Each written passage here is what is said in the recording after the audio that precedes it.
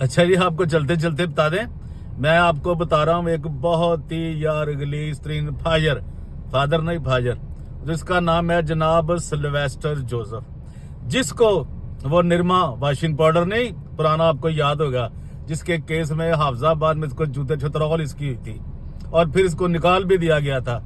और जनाब इसका एक साथी तो अमेरिका चला गया, वो भी हम आपको बताएंगे।